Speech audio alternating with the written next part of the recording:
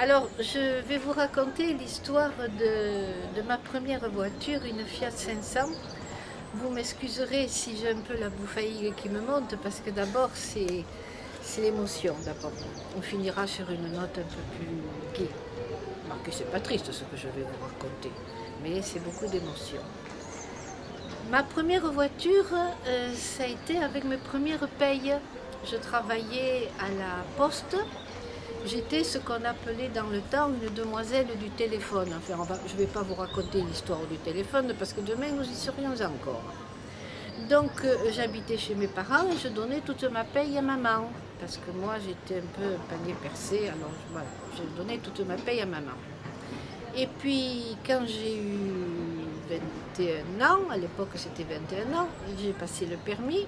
C'était l'époque bénie où nous pouvions avoir le permis de conduire la première fois.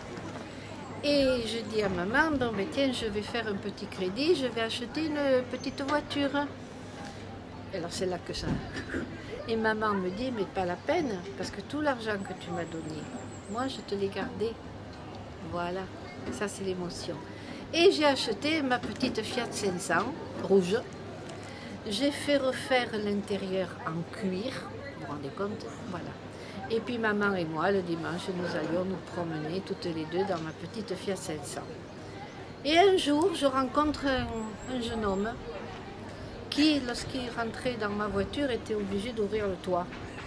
Parce que ne rigole pas.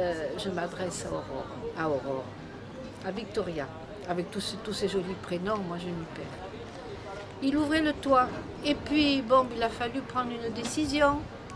Alors, j'ai vendu la voiture et j'ai gardé le bonhomme. Eh bien, j'aurais mieux fait de faire l'inverse. Hein, de garder la voiture et de vendre le bonhomme. C'était pas une affaire. Voilà, l'histoire est finie. Je vous remercie. Ah bon?